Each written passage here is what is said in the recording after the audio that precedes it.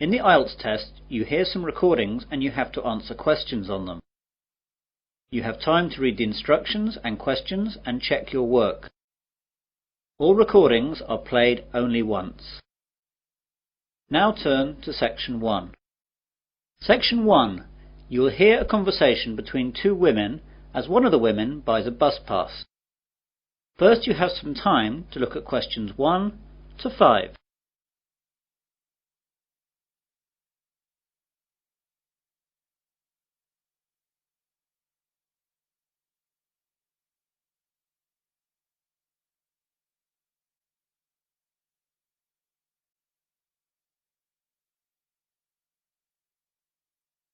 You will see that there is an example. This time only, the conversation relating to this will be played first. Good morning, I'm here to get a student bus pass, please. Of course, madam. Do you want to buy a month bus pass, a 6-month bus pass or a year pass? Oh, just a month pass, please. So, 1 month is the correct answer. Now we begin. You should answer the questions as you listen, as the recording is not played twice. Listen carefully to the conversation and answer questions 1 to 5. Good morning, I'm here to get a student bus pass, please. Of course, madam. Do you want to buy a month bus pass, a 6-month bus pass or a year pass? Oh, just a month pass, please. Right then. I'll just have to take a few details. Yes, of course. First of all, what's your name? Natalie Jameson. And how do you spell Jameson? Jameson. Thank you. And what's your address? 45 Forest Avenue, Newlands, Adelaide. Is that Forest with 1 R or 2 R's? Just one. And what's the postcode, please? Oh yes, it's 8490. Thanks. Now, what's your date of birth, if you don't mind me asking? Not at all, it's the 13th of May 1982. I also need to know your telephone number here in Adelaide. OK, I just need to check that as I only moved here last week. Now where is it? Here we are. It's 6249 7152. Do you need a code or anything? Oh no, that's okay, thank you. Can I see your university card, please? Yes, here it is. Good, that's fine. Now, for which zone do you need a pass? Well, I'm not sure. I was hoping you'd be able to help me as I don't really know my way around here yet. As you know, I live in Newlands and I have to get to the university campus in the centre of town every day. Well, the university is in Zone 1 and Newlands has 2 zones. The side nearer to the town centre is Zone 5, but the far side is Zone 6. What road is it that you live in again? Forest Avenue. Let's see on this map. There it is. The nearest bus stop is in Zone 5. That's lucky. Zones 1 to 6 are $15 more expensive. Great. Make the pass out for zones 1 to 5 then, please. Before the conversation continues, you have some time to look at questions 6 to 10.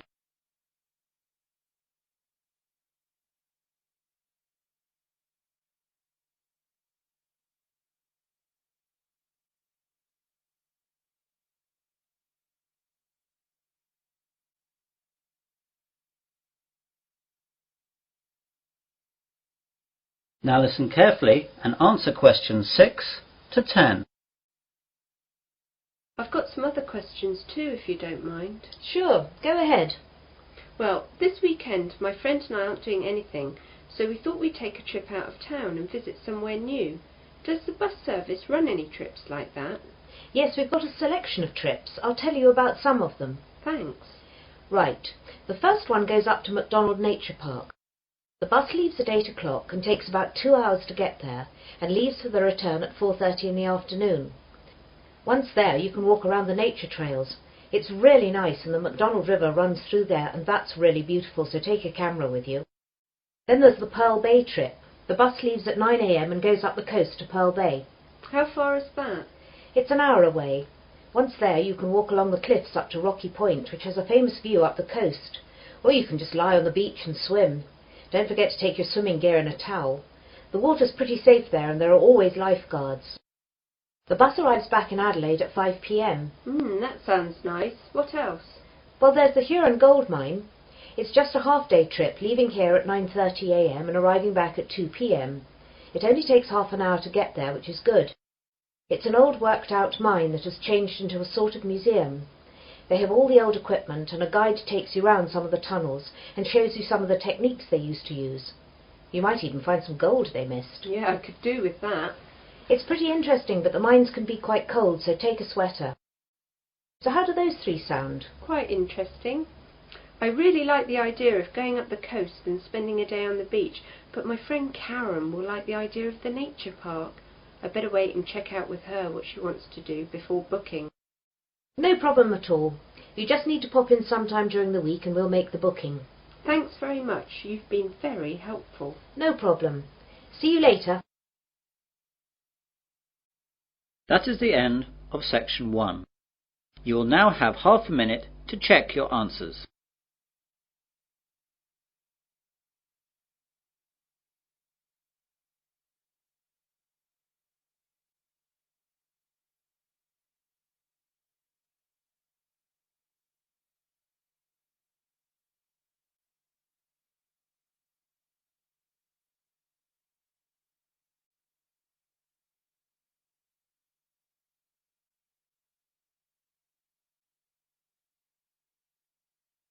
Now turn to section 2.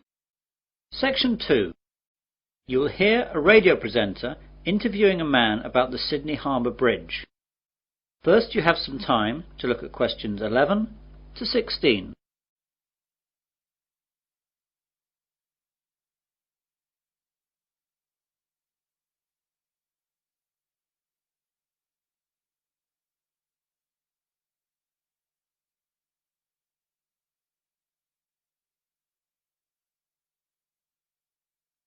Now listen carefully to the interview and answer questions 11 to 16.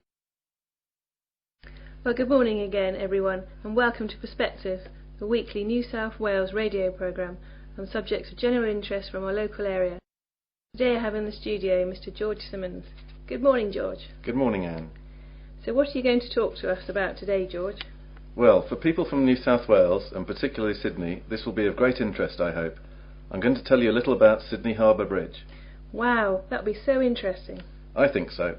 To start with, I'd like to tell you a little about the size of the bridge. The arch span is 503 metres, and the weight of the steel arch is 39,000 tonnes. The summit is 134 metres above mean sea level, though it can actually increase by as much as 18 centimetres on hot days, as the result of steel expanding in heat. The two pairs of pylons at each end are about 89 metres high, and are made of concrete and granite. The steel used for the bridge was largely imported. About 79% came from the United Kingdom, but the rest was Australian made. The granite was quarried in Moruya down the coast, and the concrete is also Australian. So most of the steel used to make our great bridge actually came from England? Yes, I'm afraid so. However, the workforce were all Aussie. Thank God for that. When was the bridge actually built? The bridge was opened in 1932, but work first began in 1924, with the construction of the bridge approaches and spans, with two separate teams building the arch on each side, working towards each other. The arch was successfully joined on August the 19th, 1930. I'm afraid that working practices weren't very fair in those days, and the local government demolished 438 homes, which were in the way of the approaches, and as many as 800 families living there were displaced without compensation. The standards of industrial safety were inadequate too. 16 workers died during its construction, mainly from falling off the bridge. I didn't realise that. Yes, the bridge was formally opened on the 19th of March 1932 by the Premier of New South Wales, Mr. Jack Lang. When it was opened, it was the longest single-span steel arch bridge in the world, and it was one of the greatest engineering masterpieces of its time. Several songs were also composed in advance for the occasion, but these have now largely been lost or forgotten. However, 3 postage stamps were issued to commemorate the opening of the bridge, and these still exist.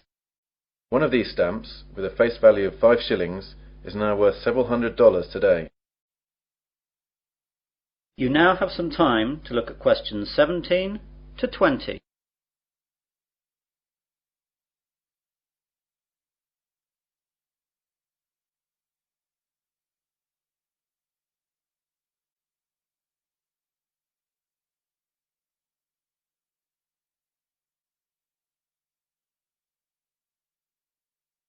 Now listen to the rest of the interview and answer questions 17 to 20. So that's the history of the bridge. Is the bridge still the same today as when it was built? No, it's quite different. The basic structure is the same, of course. Originally, the bridge was constructed to carry a road, 2 sets of tram lines and railways. In 1957, the 2 tram lines were removed when Sydney abolished its trams, thus giving the bridge 2 more traffic lanes. Today it carries 8 traffic lanes, 2 railroad lanes and a footpath along its eastern side. One of the eastern traffic lanes is now a dedicated bus lane. The bridge is often crowded, and in 1992 the harbour tunnel was opened to help carry the traffic load. More than 160,000 vehicles cross the bridge each day. Before the harbour tunnel was opened, this figure was as high as 182,000, and would be much higher today if it were not for the tunnel. Pedestrians, horses and push bikes are not allowed on the bridge anymore. Wow! The bridge actually carries that much? Oh yes. Actually, before the harbour bridge opened, it was completely packed with railway carriages, trams and buses to stress test its load-bearing capacity. While it has had many traffic jams since, and 500,000 people walked across it on its 50th anniversary, it has probably never been asked to carry that much of a load since. Amazing! And I suppose the toll for crossing the bridge has changed a bit too? I'm afraid so. The initial toll charged for a car was 6 pence, while a horse and rider were charged 3 pence. Today the toll costs $3, but is only charged when travelling to the south as an efficiency measure to speed up traffic flow. That is the end of section 2. You will now have half a minute to check your answers.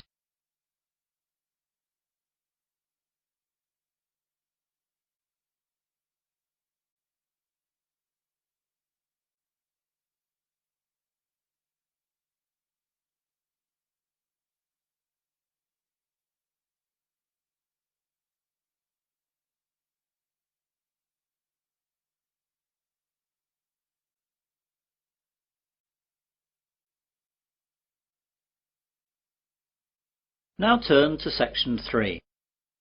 Section 3. You will hear 3 students discussing a survey they are going to do. First, you have some time to look at questions 21 to 27.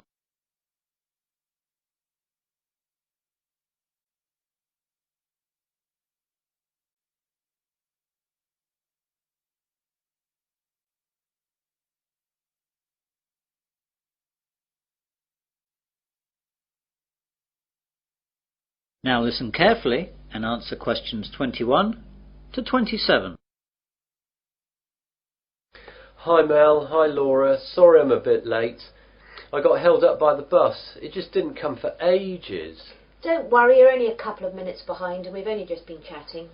Right then, we're here to organise the survey that we're going to do. Mel, you said that you discussed with Professor Donald Walker what type of survey we were going to do. Yes, I spoke to Professor Walker 2 days ago, and I told him that the surveys we were considering were a telephone survey, a street survey and a mail survey. He thought that the phone one would be too expensive for us and the postal one would take too long, so he decided we should do the street one. I think that's right. If we do the street one, then we can get the whole thing done in one day and we can get on with analysing the results. Yes, that's right. Now there are some other things that Professor Walker wanted to know about. How big should the survey be? Well, the ideal figure for a survey such as this should be about 1,000 people, but that will take us about a month to get that many people and we just don't have that much time. On the other hand, if we just choose 100 people, the survey won't be statistically significant. So what about something in the middle? What about 600? Still too many. That'll take us ages. 400? Let's split the difference and say 500. Okay. And how many questions? If there are too many, we'll just have the same problem. Professor Walker said we should have no more than 10 or people get bored. 10 then? I think even fewer. 8. I think 3 fewer again to make sure we can get the numbers done quickly. OK, I agree with that. I'm not sure, but I suppose so. You now have some time to look at questions 28 to 30.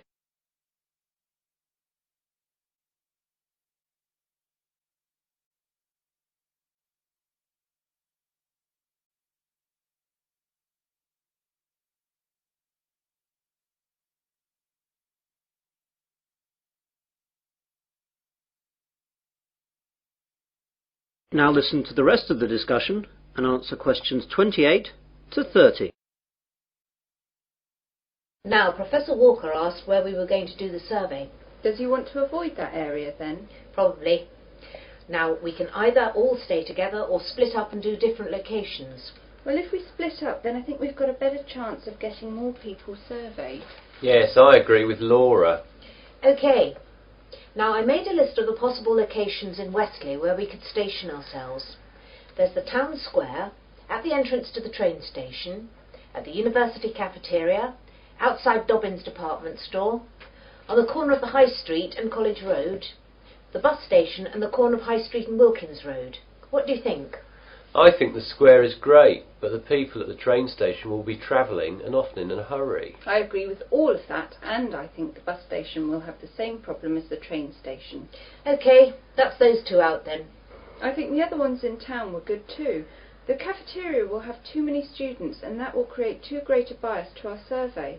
We need a good cross-section of the population, and anywhere too close to the university won't give us that. Laura's right. So, out of the other town ones, I think that the two on the High Street corners are good. I don't agree. The High Street corner with College Road would be good, but the corner with Wilkins Road is too far out. Not enough people will come by there. Yes, Mel's right there. We should use Dobbin's department store instead. I can see your point. OK, that's settled then. All three of us will be stationed in town then, but not the Wilkins Road position. That is the end of section 3. You will now have half a minute to check your answers.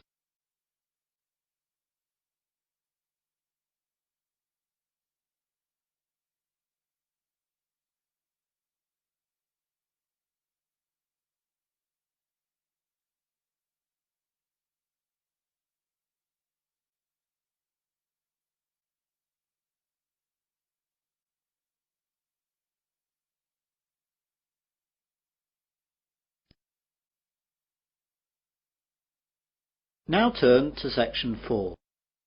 Section 4. You will hear part of a further education marine biology lecture.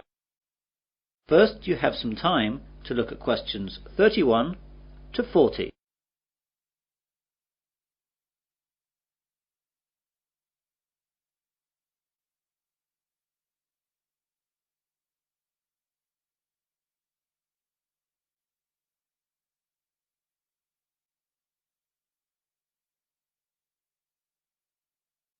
Now listen carefully and answer questions 31 to 40.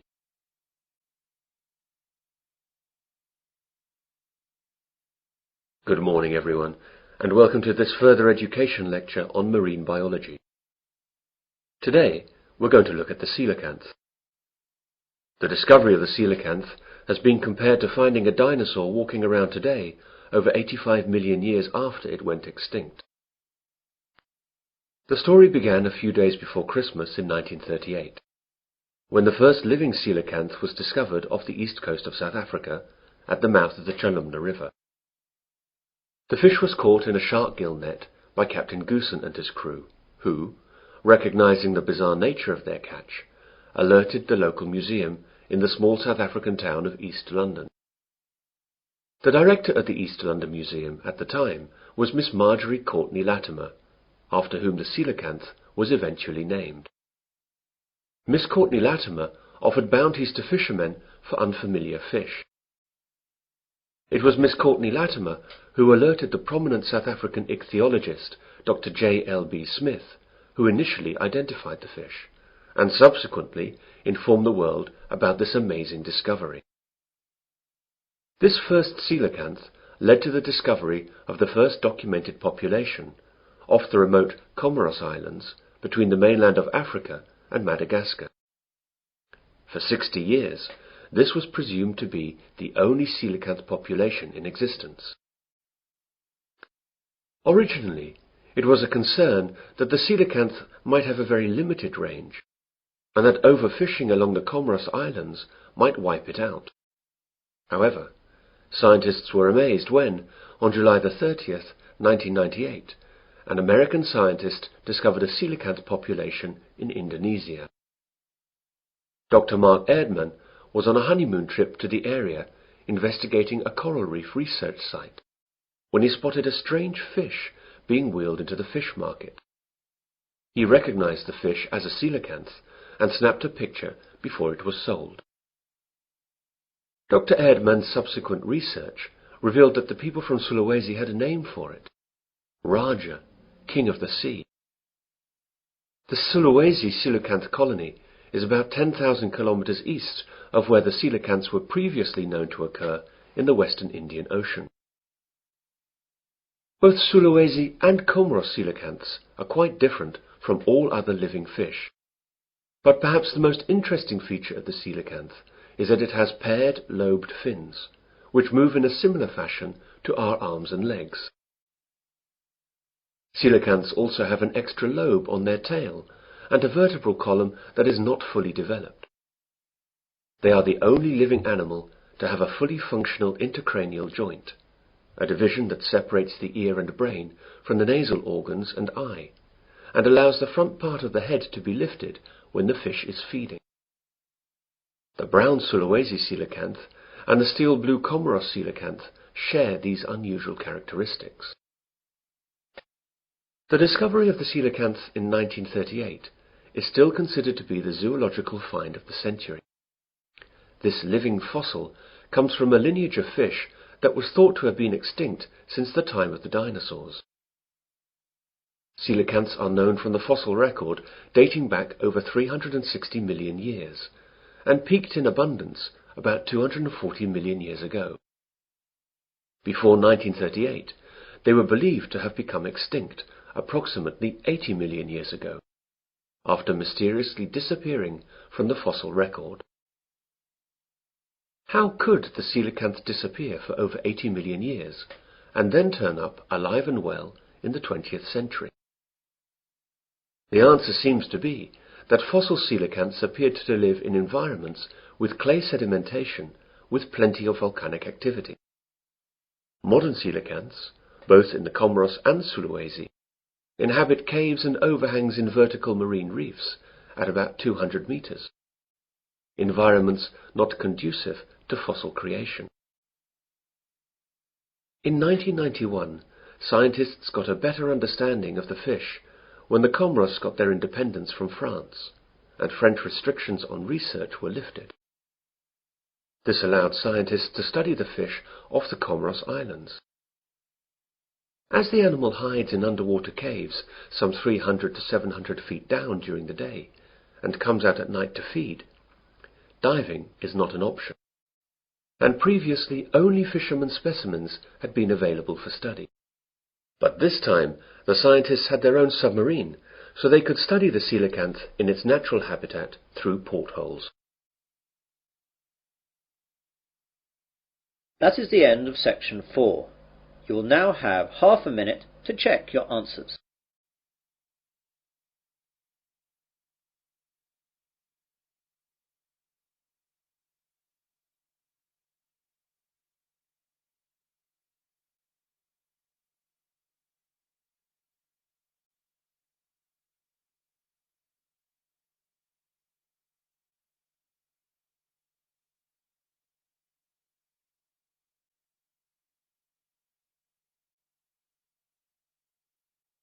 That is the end of listening test 5.